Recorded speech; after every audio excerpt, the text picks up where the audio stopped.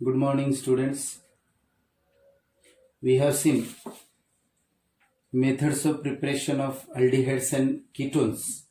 Today, we are going to study some chemical properties of aldehydes and ketones. So, chemical properties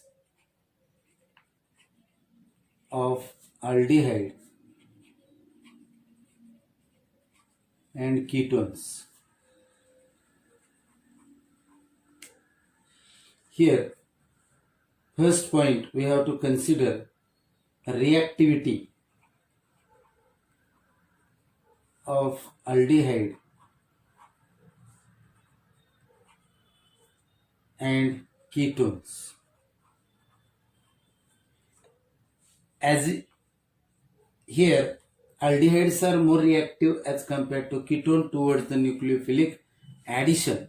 This is because this carbonyl compound is having oxygen which is more electronegative as compared to carbon, and hence partial negative and partial positive charges are developed on oxygen and carbon respectively. Here, so this carbon acts as a electrophilic reagent, and therefore addition of nucleophile takes on this carbonyl carbon, hence it undergo nucleophilic addition reaction. Here this aldehyde is more reactive as compared to ketone. This is because in case of this aldehyde, carbonyl carbon is bonded to alkyl group which exerts plus I inductive effect. If we consider ketone, then on ketone two alkyl groups are attached which exerts plus I inductive effect.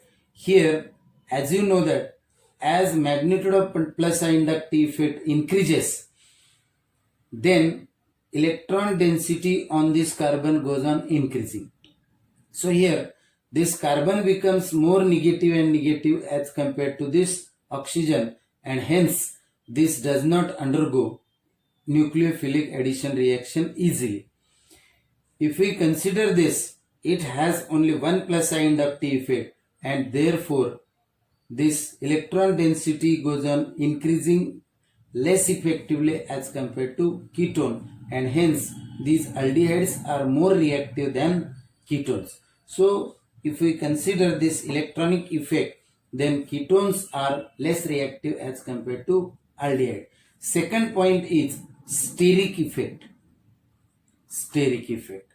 In case of steric effect, these two methyl group or bulky group attached to carbonyl carbon exert some steric hindrance, due to which this becomes less reactive as compared to aldehyde. While in aldehyde, CH3 group is present and hydrogen is present on carbonyl carbon, which is having less steric interaction as compared to ketone, and therefore this aldehyde is more reactive than ketone. Second point is chemical tests to distinguish between this aldehyde and ketone. First test is Schiff's reagent test. Schiff's reagent test. When this aldehyde is boiled with Schiff's reagent,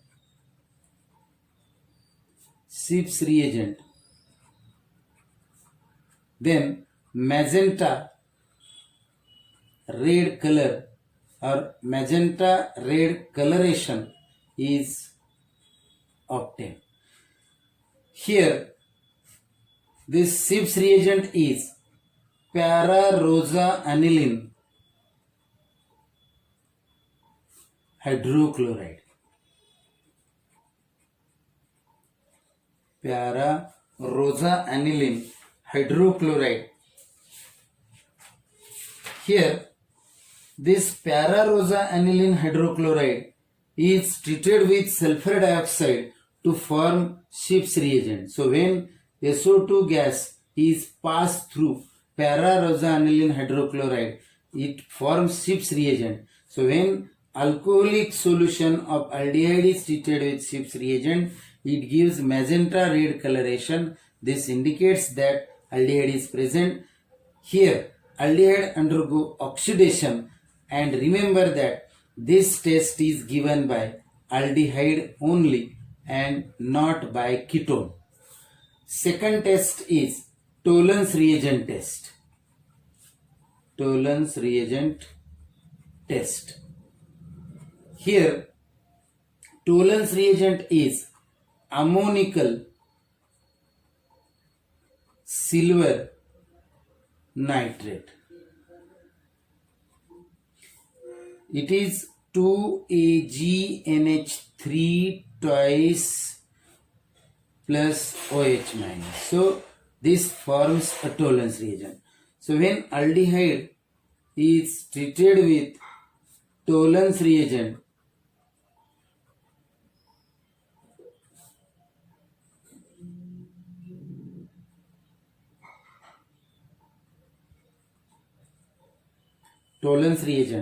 it forms corresponding carboxylate ion plus 2Ag precipitate. So this is a silver mirror.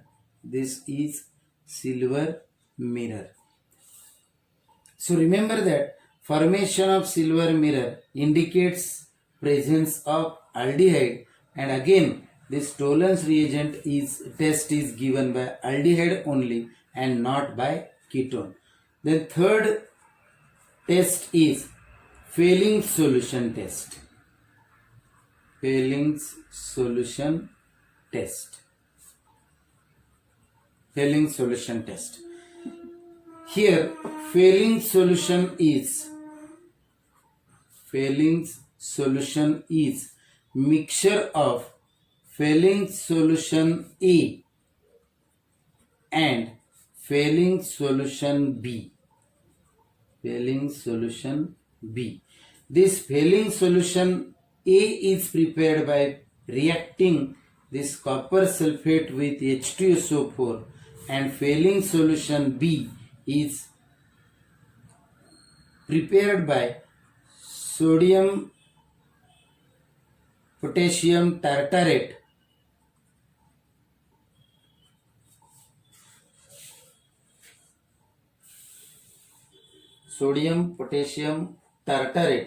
in NaOH.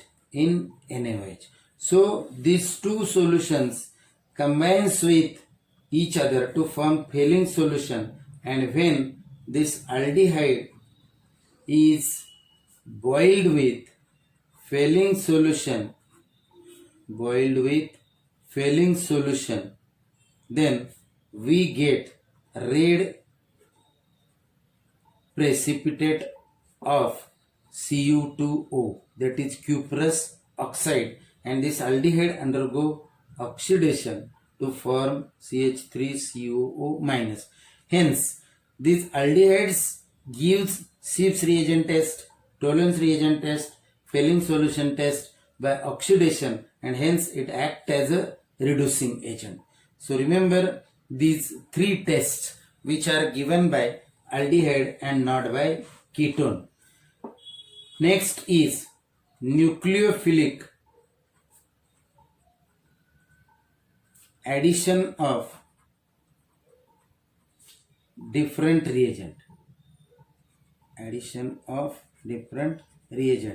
First is addition of HCN, hydrogen cyanide. When this aldehyde is treated with HCN, then we get cyanohydrin. This is cyanohydrin, acetaldehyde cyanohydrin. So this is acetaldehyde cyanohydrin. Remember this, carbonyl carbon is positively charged, oxygen is negatively charged. This Cn minus is nucleophile, so it attack on carbonyl carbon and breaks this bond to form this acetaldehyde cyanohydrin. Then ketone also undergoes this test, CH3CO CH3 plus HCN, it gives CH3CN OH CH3. So this is acetone cyanohydrin. So it forms corresponding cyanohydrin. So acetone react with HCN to form acetone cyanohydrin. Then next reaction is addition of NaHSO3, that is sodium hydrogen sulfide. When acetaldehyde is treated with NaHSO3, it gives corresponding addition product of this aldehyde.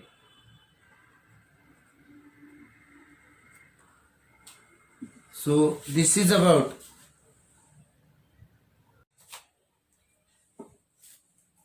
next reaction is addition of alcohol. Here this alcohol acts as nucleophile. This is because oxygen is having lone pair of electron which is more electronegative as compared to hydrogen, and this exerts minus I effect, that is it exerts negative charge and it attack on carbonyl carbon and breaks this bond. When aldehyde react with ethyl alcohol in presence of dry HCl, it gives hemiacetal. So formation of hemiacetal takes place. Now when this hemiacetal is treated with aqueous solution of HCl, we get original aldehyde. So this is reversible reaction. Now when hemiacetal form react with another molecule of ethyl alcohol in presence of dry HCl, it gives acetal. So this is very important. That is, when hemiacetal react with ethyl alcohol in presence of dry HCl, it gives acetal. And again, acetal when react with dilute HCl in reversible reaction forms hemiacetal. So when acetaldehyde react with two molecules of ethyl alcohol in dry HCl, it gives acetal, while acetal when react with two molecules of aqueous HCl in reversible reaction, it forms aldehyde. So remember this reaction. We can use any other aldehyde, that is when propanaldehyde react with two molecules of ethyl alcohol in dry ether, it gives corresponding acetal. Next is reaction with ketone. Ketone like acetone react with ethyl alcohol in presence of dry HCl, it gives hemiketal like hemiacetal. This hemiketal form again react with dilute HCl in reversible reaction to form original compound, that is acetone. This hemiketal when react with ethyl alcohol in presence of dry HCl, it gives ketal like acetal. So when this ketone like acetone react with two molecules of ethyl alcohol, it gives ketal. We can use another ketone also which may combine with two molecules of this ethyl alcohol to form corresponding ketal. Now here, if we use acetone react with ethylene glycol, that is dihydric alcohol in presence of dry acid, then it gives cyclic ketal. Cyclic ketal. So ketone react with ethylene glycol to form cyclic ketal, and cyclic ketal in reversible reaction react with dilute HCl to form original ketone. Next reaction is addition of Grignard reagent. This reaction we have seen in alcohol, phenol and ethers during the methods of preparation of alcohols.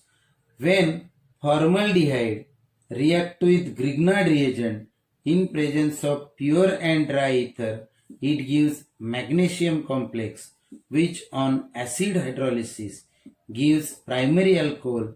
For example, when formaldehyde react with methyl magnesium bromide in presence of pure and dry ether, it gives magnesium complex, which on acid hydrolysis gives corresponding alcohol, that is primary alcohol, which is ethyl alcohol. Question can be asked that how will you prepare ethanol from methanol, that is preparation of 2 carbon alcohol from 1 carbon aldehyde. Next is reaction with aldehyde other than formaldehyde. So when any aldehyde other than formaldehyde react with methyl magnesium bromide in presence of dry ether, it gives magnesium complex. This magnesium complex on acid hydrolysis gives secondary alcohol. For example, when acetaldehyde is treated with methyl magnesium bromide in presence of dry ether, it gives magnesium complex, which on acid hydrolysis gives isopropyl alcohol, which is secondary alcohol. When ketone react with Grignard reagent in presence of dry ether, it gives magnesium complex. This magnesium complex on acid hydrolysis gives tertiary alcohol. So, one point you have to remember that when formaldehyde react with Grignard reagent, it gives primary alcohol. Aldehyde other than formaldehyde react with Grignard reagent, it gives secondary alcohol, and ketone react with Grignard reagent to form tertiary alcohol.